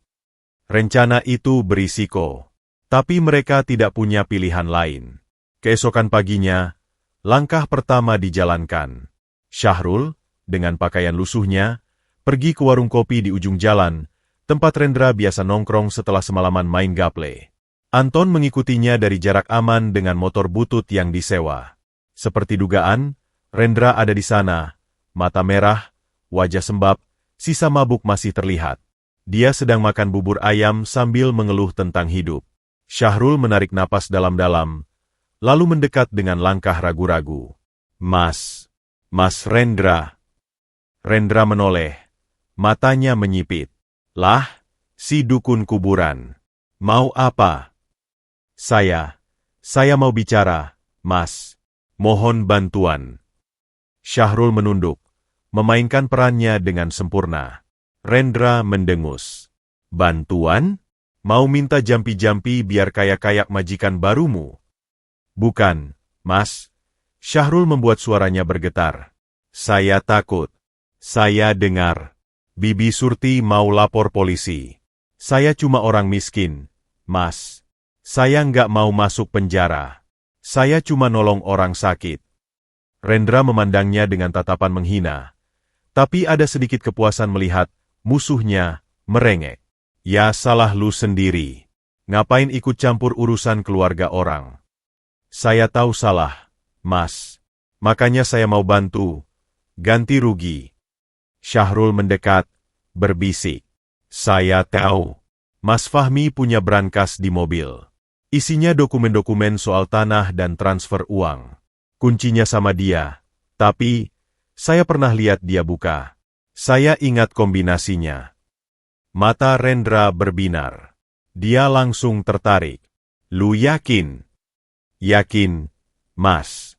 Tapi, kalau saya kasih tahu, Bibi Surti bisa nggak jadi lapor polisi? Sama. Boleh nggak saya minta dikasih sedikit? Buat minggat dari sini. Rendra tertawa pelan. Nih anak ternyata licik juga. Oke. Kasih tahu kombinasinya. Nanti gue urusin sama Bibi. Syahrul pura-pura ragu, lalu berbisik sebuah rangkaian angka di telinga Rendra. Kombinasi itu adalah nomor tanggal lahir Pak Trisna, yang sudah mereka setujui. Brankasnya kecil, warna hitam, ada di kolong jok belakang mobil SUV yang hitam, tambah Syahrul. Rendra mengangguk, matanya berkilat. Pulang sana. Jangan cerita ke siapa-siapa. Nanti kalau beres, lu akan dapat bagian. Syahrul mengangguk patuh, lalu pergi dengan langkah cepat, seolah ketakutan. Jantungnya berdegup kencang sepanjang jalan pulang. Sore itu, seperti yang diharapkan, saat Fahmi dan Anton sengaja meninggalkan mobil terkunci di pinggir jalan dekat warung, dengan pengawasan kamera tersembunyi, Rendra yang mengintai mengambil kesempatan. Dengan cepat dan licik, dia membobol kaca kecil dan mengambil brankas portabel hitam itu, lalu kabur. Fahmi, yang menyaksikan rekaman live dari tablet di gubuk, tersenyum tipis. Umpan telah dimakan. Sekarang, kita tunggu. Mereka tidak perlu menunggu lama. Tersangka gembongnya adalah keserakahan. Rendra tidak langsung ke rumah Bibi Surti. Dia malah membawa brankas itu ke sebuah rumah kontrakan milik temannya, penasaran ingin melihat isinya sendiri. Di sanalah, saat dia membuka brankas dengan kombinasi dari Syahrul, alat perekam kecil yang tersembunyi di balik lapisan dalam mulai bekerja. Di dalam brankas, ada tumpukan dokumen fotokopi yang terlihat resmi, surat tanah, laporan keuangan, bahkan surat pernyataan dari saksi yang menyebut nama Rendra terlibat. Dokumen-dokumen itu dirancang untuk memancing emosi. Dan berhasil. "Apa ini?" teriak Rendra dalam rekaman, suaranya panik. "Gue disebut di sini." Rendra, membantu pemalsuan tanda tangan. "Ini bangsat. Bibi bilang ini aman." Lalu terdengar suara telepon. Rendra menelepon Bibi Surti. Suaranya gemetar. "Bei, gue dapat brankasnya. Tapi isinya bahaya. Nama gue disebut. Lu janji gue cuma bantuin urusin tanah. Nggak bakal ada nama gue." Suara Bibi Surti di speaker terdengar dingin dan mendesak. "Diam. Jangan panik. Itu cuma gertakan. Bawa sini brankasnya. Sekarang." "Nggak, BI. Gue nggak mau ikut campur lagi. Lu bilang cuma urus sertifikat. Ternyata sampai kubur orang hidup-hidup. Sekarang gue bisa kena. Itu si Fahmi pinter. BI. Dia tahu segalanya." "Rendra, kalau kau tidak bawa brankas itu ke sini dalam 30 menit, hutang judimu yang 50 juta ke Bang Ucok akan aku biarkan. Dan Bang Ucok itu bagaimana? Kau tahu sendiri." Ancaman itu efektif. Rendra terdiam, lalu mengumpat. Oke, gue bawa. Tapi setelah ini, kita beres. Gue nggak mau lagi. Setelah tanah itu jadi milik kita sah dan si Fahmi pergi, kau akan dapat bagian yang besar. Sekarang, cepat." Rekaman itu berakhir. Di dalam gubuk, Fahmi, Syahrul, dan Anton saling pandang. Rekaman itu adalah emas. Mereka mendapatkan pengakuan tidak langsung tentang pemalsuan, penguburan, dan keterlibatan Rendra. Tapi, belum ada nama orang yang menitipkan ayah, kata Syahrul. "Sudah cukup untuk membalikan ancaman mereka," kata Fahmi. "Tapi kita belum selesai. Kita harus hadapi mereka sore ini dengan bukti ini." Sore itu, tepat seperti ultimatum, Bibi Surti datang dengan Rendra. Kali ini, wajah Rendra pucat dan menghindari kontak mata. "Sudah putuskan, Fahmi?" tanya Bibi Surti, percaya diri. Di tangannya, tergenggam brankas hitam yang dicuri Rendra. Fahmi tersenyum kecil. "Sudah, Bibi. Dan pilihanku adalah pilihan ketiga." Bibi Surti mengerutkan kening. "Apa maksudmu?"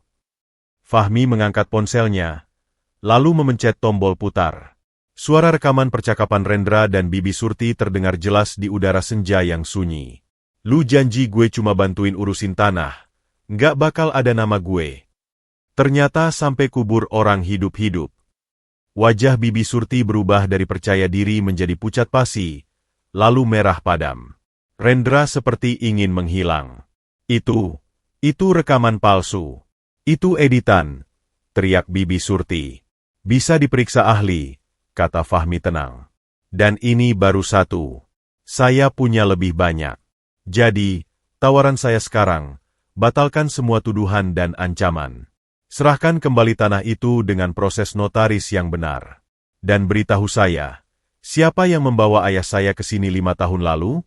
Kalau tidak," Fahmi menatapnya tajam, "rekaman ini dan semua dokumen asli yang masih saya simpan akan saya bawa ke polisi besok pagi. Percakapan tentang kubur orang hidup-hidup cukup untuk membuka penyelidikan pembunuhan berencana." Bibi Surti gemetar. Dia terjebak. Rencananya runtuh dalam sekejap. Dia menatap Rendra dengan mata membara, menyalahkan si keponakan bodoh. Aku tidak tahu siapa orangnya. Itu, kenalan lama suamiku yang sudah meninggal. Namanya Warsito. Dia yang usul pakai dukun. Dia yang akhirnya ngambil Pak Trisna dari kubur. Katanya mau rawat di tempat lain. Setelah itu, dia hilang. Aku tidak tahu dia menitipkannya di sini." "Warsito," ulang Fahmi. "Pekerjaannya? Alamat dulu." "Dulu tukang ojek, tapi suka jadi calo tanah. Alamatnya di Desa Tegalsari, tapi katanya sudah pindah ke Kalimantan. Itu petunjuk. Meski samar, itu adalah awal. Baik, kata Fahmi. Saya akan cari Warsito. Untuk sementara, urusan polisi saya tunda. Tapi tanah harus dikembalikan. Dan, kalau ada sesuatu terjadi pada ayah saya, Syahrul, atau saya, rekaman ini akan otomatis dikirim ke kepolisian dan media. Paham. Bibi Surti mengangguk lemas. Semua kekuatannya habis. Rendra hanya bisa menunduk. Setelah mereka pergi dengan langkah tertatih, Fahmi menarik napas lega. Mereka baru saja memenangkan satu pertempuran besar. Syahrul mendekat. Jadi, kita menang. Untuk sementara. Tapi perang belum berakhir. Kita punya nama, Warsito. Dan kita tahu Bibi Surti sekarang ketakutan. Tapi orang yang terpojok bisa melakukan hal nekat. Fahmi melihat ke arah ayahnya yang tampak lebih tenang. Kita tetap waspada. Tapi setidaknya, malam ini kita bisa istirahat dengan sedikit lebih tenang. Kemenangan atas Bibi Surti memberi mereka sedikit ruang bernapas, tapi tidak membuat Fahmi lengah. Nama, Warsito, menjadi fokus baru. Dengan jaringan dan sumber dayanya, Fahmi menyuruh Rinto untuk menyelidiki mantan tukang ojek dan calo tanah itu. Tapi informasi yang datang masih kabur. Warsito memang dikabarkan pindah ke Kalimantan, tapi tidak ada data kontak atau alamat pasti. Sementara itu, terapi untuk Pak Trisna berlanjut dengan intens. Dr. Arif memperkenalkan alat bantu terapi wicara sederhana dan latihan menggerakkan otot-otot wajah. Salah satu latihannya adalah mencoba menyebutkan nama-nama orang dan benda di sekitarnya dengan jelas. Suatu sore, sepeninggal Dr. Arif, Fahmi dan Syahrul sedang membantu Pak Trisna duduk di kursi roda baru di teras gubuk. Pandangan Pak Trisna yang sudah lebih tajam itu tertuju pada selembar surat kabar lokal bekas bungkus yang terbang tertiup angin. Di halamannya, ada foto seorang caleg dengan senyum lebar. Tiba-tiba, Pak Trisna mengeluarkan suara. Bukan gumaman biasa, tapi sebuah kata yang mencoba keras keluar. Wah, ah. Fahmi dan Syahrul memperhatikan. Warsito, tebak Fahmi. Pak Trisna menggeleng keras, frustasi. No. Warno. Warno, ulang Syahrul, bingung. Pak Trisna mengangguk, matanya membesar. Lalu tangannya yang aktif menunjuk-nunjuk foto caleg di koran itu, lalu menunjuk arah wajahnya sendiri, ke arah mulutnya, seolah mencoba menjelaskan sesuatu yang besar. Bapak kenal Warno? Dia caleg ini? Tanya Fahmi sambil mengangkat koran itu. Fotonya adalah seorang pria gemuk berjas, bernama Haji Warno, SH, calon anggota DPRD. Pak Trisna mengangguk lagi, lalu membuat gerakan seperti menulis di udara. Beliau mau menulis? Tanya Syahrul. Fahmi cepat mengambil ponselnya, membuka aplikasi catatan, dan meletakkannya di pangkuan ayahnya. Dengan jari telunjuk kirinya yang kaku namun bersemangat, Pak Trisna mulai mengetik. Prosesnya lambat, satu huruf demi satu huruf, tapi tekadnya luar biasa. Setelah hampir 10 menit, terbentuklah sebuah kalimat pendek yang membuat bulu kuduk Fahmi dan Syahrul berdiri. Warno itu Warsito. Dia ganti nama. Dia yang bawa aku ke dukun. Surti dan dia merencanakan. Warsito adalah Warno. Caleg yang kini berkampanye itu adalah orang yang sama yang menculiknya dari kubur, dan dia berkolaborasi dengan Bibi Surti? Kenapa? Yah? Kenapa mereka melakukan ini? Tanya Fahmi, suaranya bergetar. Pak Trisna kembali mengetik. Lebih lambat lagi, wajahnya berkerut menahan beban ingatan yang menyakitkan. Dulu, Surti hutang judi ke rentenir Warno. Aku jamin pakai tanah. Surti janji bayar, tapi tidak bisa. Warno mau ambil tanah. Aku tidak setuju. Lalu aku sakit stroke. Mereka bilang mau rawat, tapi bawa ke dukun. Dukun suruh kubur hidup 2 buat pulih. Itu bohong. Aku dengar mereka bicara, mau aku mati saja. Abis itu, Warno yang angkat aku dari kubur. Dia takut dosa, jadi titip ke orang, kasih duit. Dia ganti nama, jadi caleg, pura 2 orang baik. Kebenaran itu mengalir deras, mengerikan, dan memuakan. Semua bermula dari hutang judi Bibi Surti pada rentenir yang kini berkedok caleg. Pak Trisna yang menjadi penjamin menjadi korban. Mereka memanfaatkan stroke-nya untuk melaksanakan rencana jahat, menyingkirkannya dan menguasai tanah. Hanya karena sisa hati nurani Warsito Warno yang tak tega membunuh langsung, nyawa Pak Trisna terselamatkan dan berujung di gubuk Syahrul. Jadi selama ini, dia tahu ayah ada di sini, tanya Fahmi. Pak Trisna menggeleng. Dia kasih duit 6 bulan ke orang suruh jaga. Dia pikir aku akan mati. Dia tidak tahu Syahrul. Setelah itu dia tidak pernah kembali. Ganti nama, pura-pura tidak kenal. Syahrul terduduk lemas di bangku. 5 tahun ia merawat dengan tulus. Ternyata orang itu adalah korban dari konspirasi keji. Kita harus hadapkan Warno, desis Fahmi, amarahnya membara. Tapi Pak Trisna menggeleng lagi, ketakutan. Jangan. Dia sekarang punya kuasa. Dia bisa bahayakan kalian. Justru karena dia punya kuasa, kita harus menjatuhkannya sebelum dia semakin kuat, balas Fahmi. Kita punya bukti, ayah sendiri sebagai korban, rekaman percakapan dengan Surti, dan sekarang koneksi ke Warno. Malam itu, Fahmi bekerja tanpa henti. Dengan nama Warno dan Caleg, pencarian menjadi lebih mudah. Warno, atau Haji Warno, SH, adalah pengusaha tambang batu bara kecil-kecilan yang baru naik daun, dikenal dermawan di media sosial, tapi rumor gelap menyebutkan masa lalunya sebagai preman dan rentenir. Dia sedang gencar berkampanye dengan janji membangun jalan dan fasilitas kesehatan. Fahmi juga menemukan koneksi yang lebih dalam. Proyek jalan tol arteri yang akan melintas dekat tanah warisan itu, tender pengadaan lahannya pernah dikaitkan dengan nama Warno. Artinya, tanah itu bukan cuma bernilai 5 miliar, tapi bisa bernilai lebih tinggi sebagai bagian dari proyek besar. Itu motif yang lebih kuat dari sekedar hutang judi. Fahmi menyadari, mereka tidak lagi berurusan dengan Bibi Surti yang putus asa, tapi dengan musuh yang lebih berbahaya. Seorang caleg berpengaruh dengan masa lalu kriminal yang punya segalanya untuk dipertahankan. Keesokan harinya, Fahmi memanggil Anton dan memberi instruksi baru. Anton, aku butuh kamu selidiki setiap gerakan Warno. Jadwal kampanyenya, orang-orang dekatnya, dan yang paling penting, apakah dia masih punya kontak dengan Surti atau Rendra? Siap, Pak. Sementara Anton bergerak, Fahmi dan Syahrul menjaga Pak Trisna ekstra ketat.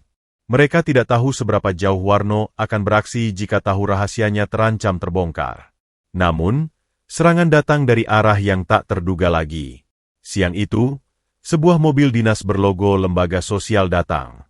2 petugas berpakaian rapi mengaku mendapat laporan tentang penelantaran orang tua dan penyimpangan sosial di tempat itu. Mereka ingin memeriksa dan membawa korban ke panti sosial untuk dilindungi.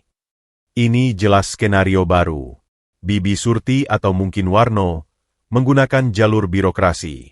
Fahmi menghadang mereka. Orang tua itu adalah ayah kandung saya. Dia sedang dalam perawatan dokter spesialis. Ini surat keterangan dokter dan semua catatan medis. Fahmi menunjukkan dokumen dari Dr. Arif.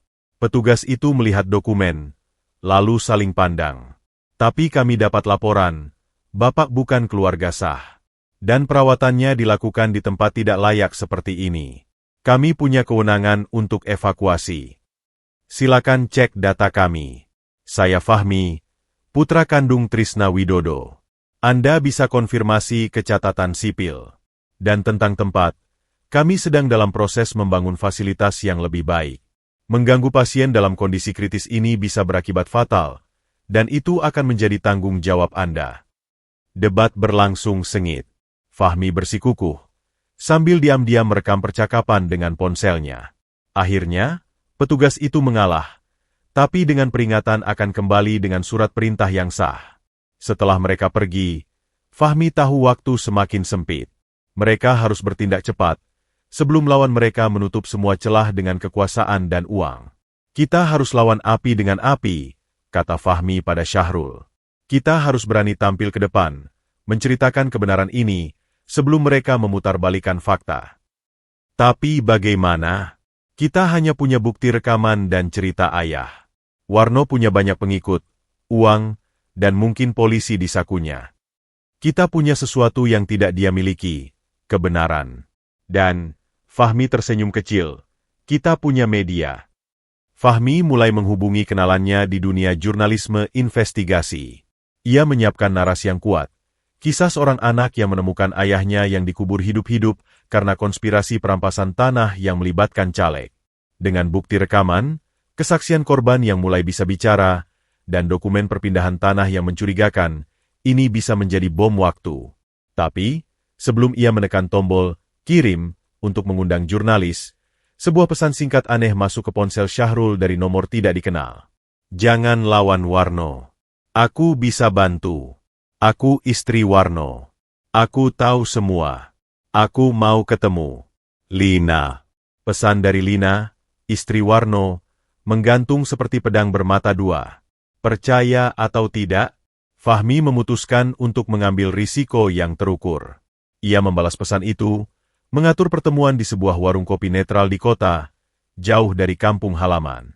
Hanya Fahmi dan Anton yang akan pergi, sementara Syahrul dan seorang perawat sementara menjaga Pak Trisna di gubuk dengan protokol keamanan maksimal. Pertemuan itu mengungkapkan sisi lain dari drama ini.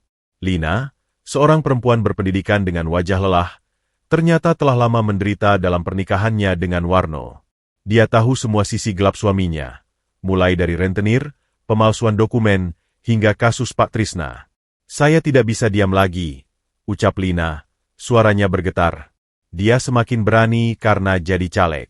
Dia malah berencana, kalau tanah itu sudah aman, akan menyelesaikan masalah Pak Trisna secara permanen. Dia takut Pak Trisna suatu hari bisa pulih dan bersaksi. Saya dengar dia bicara dengan preman bayarannya. Fahmi merasa dingin menjalar di tulang belakang. Apa rencananya? Malam ini, dia tahu Anda dan pengawas sering bergantian jaga. Dia akan kirim orang untuk menculik Pak Trisna dari gubuk itu. Akan dibuat seperti kecelakaan atau hilang di kuburan. Rencana awalnya, pakai obat yang bikin jantung lemah, lalu dikembalikan ke kuburannya yang lama, seolah-olah mayatnya muncul lagi karena black magic. Itu akan mengalihkan perhatian dan mengubur kebenaran untuk selamanya. Fahmi langsung berdiri. Saya harus kembali sekarang. Tunggu. Lina mengeluarkan sebuah flash disk. Ini semua bukti yang saya kumpulkan. Rekaman percakapan Warno dengan Surti, scan dokumen tanah palsu, bahkan catatan transaksi gelapnya. Pakailah. Tapi tolong, lindungi identitas saya. Saya dan anak saya akan kabur setelah semua ini selesai. Fahmi mengambil flash disk itu seperti bara api. Terima kasih, Bu. Anda menyelamatkan nyawa ayah saya. Dengan kecepatan penuh, Fahmi dan Anton meluncur kembali ke pemakaman. Sepanjang jalan, Fahmi menelepon Syahrul. Syahrul, kunci semua pintu. Jangan buka untuk siapapun. Ada ancaman serius datang malam ini. Suara Syahrul tegang di seberang. Saya paham, Mas. Malam itu gelap gulita, tanpa bulan. Suasana pemakaman Kalilaya lebih menyeramkan dari biasanya. Di dalam gubuk, lampu temaram menyala. Syahrul duduk di samping Pak Trisna yang sudah tertidur pulas berkat obat dari Dokter Arif. Anton berada di posisi tersembunyi di luar, mengawasi sekeliling dengan kamera termal. Tengah malam, gerombolan itu datang. 3 orang berbadan tegap dengan topeng menyelinap dari arah belakang pemakaman. Mereka bergerak cepat dan profesional, bukan preman kampung biasa. Mereka mendekati gubuk, salah satunya membawa tang untuk membuka pintu. Fahmi, dari posisi sembunyinya di dalam mobil SUV yang diparkir agak jauh, mengawasi lewat umpan kamera. Jantungnya berdegup kencang. Anton sudah bersiap. Saat salah satu penyusup berhasil membuka kunci jendela belakang dan mulai membukanya, Anton bergerak. Dengan gerakan cepat dan senyap, ia melumpuhkan 1 orang dari belakang. Tapi 2 lainnya langsung menyadari. Perkelahian tak terelakkan. Suara berisik membangunkan Pak Trisna. Matanya terbuka, penuh ketakutan. Syahrul segera memeluknya, berusaha menenangkan. Jangan takut, Pak, kami di sini. Di luar, Anton bertarung dengan gigih, tetapi 2 lawan 1 membuatnya kewalahan. Salah satu penyusup berhasil mendekati pintu gubuk dan mulai mendobrak. Fahmi tidak bisa tinggal diam. Ia mengambil sebuah batang kayu besar dan berlari keluar dari mobil. "Hei, berhenti!" Penyerang yang mendobrak pintu menoleh. Di balik topeng, matanya tajam. Dia mengabaikan Fahmi dan terus mendobrak. Pintu kayu yang sudah tua mulai pecah. Di dalam, Syahrul dengan naluri pelindungnya, menarik kursi roda Pak Trisna ke sudut paling dalam, lalu berdiri di depan mereka dengan sebuah pacul kecil. "Jangan masuk!" teriaknya. Suaranya lantang meski tubuhnya gemetar. Pintu akhirnya jebol. Seorang pria bertopeng masuk. Dia mengabaikan Syahrul dan langsung menuju Pak Trisna. Saat tangannya hampir menyentuh kursi roda, sesuatu yang luar biasa terjadi. "Jangan!" Suara itu parau, serak, tapi bergema di ruang kecil itu. Bukan teriakan Syahrul, bukan juga Fahmi yang sedang berusaha masuk. Itu adalah suara Pak Trisna. Dengan tenaga dari dorongan adrenalin dan kemarahan yang terpendam puluhan tahun, ia berteriak. Tubuhnya yang lumpuh seolah mendapat kekuatan sejenak. Tangannya yang aktif meraih botol air minum di sampingnya dan melemparkannya ke arah penyusup. Botol itu tidak mengenai, tapi kejadian itu mengejutkan si penyusup. Itu juga memberi waktu bagi Fahmi untuk menerjang masuk, memukul punggung pria itu dengan kayu. Si penyusup terjatuh. Di luar, Anton berhasil melumpuhkan lawannya yang kedua dengan bantuan alat kejut listrik yang dibawanya. Situasi terkendali. Ketiga penyusup yang terluka dan terikat kemudian diserahkan kepada polisi yang datang setelah Fahmi menelepon, dengan menyebutkan nama Warno sebagai dalang. Rekaman dari kamera pengintai, ditambah pengakuan para preman bayaran yang ketakutan, menjadi bukti yang tak terbantahkan. Pagi harinya, badai pecah. Dengan bukti flash disk dari Lina dan pengakuan para pelaku, polisi bergerak cepat. Warno ditangang di tengah acara kampanyenya. Bibi Surti dan Rendra juga diciduk. Media, yang telah mendapat kiriman data dari Fahmi, memberitakan skandal tersebut dengan besar-besaran. Caleg ternyata dari penculikan dan percobaan pembunuhan untuk rebut tanah. Korban dikubur hidup-hidup, diselamatkan penjaga makam miskin. Kebenaran akhirnya menang. 2 tahun kemudian, kompleks pemakaman Kalilaya tidak lagi suram. Sekarang, di seberangnya berdiri sebuah rumah sederhana namun nyaman, dengan taman kecil dan teras luas. Itu adalah rumah baru Syahrul dan Pak Trisna. Pak Trisna, setelah 2 tahun terapi intensif, kondisinya jauh lebih baik.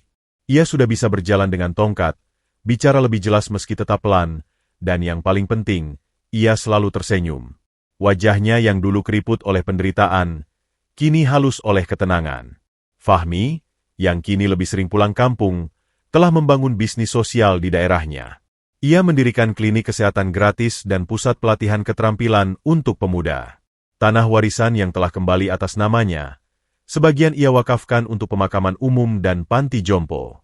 Syahrul tidak lagi miskin. Ia tetap menjadi penjaga makam, tapi sekarang dengan status sebagai pengelola resmi yang digaji oleh yayasan yang didirikan Fahmi. Ia juga mengambil kursus keperawatan dasar, menjadi perawat utama bagi Pak Trisna. Hubungan mereka seperti kakek dan cucu, penuh kehangatan.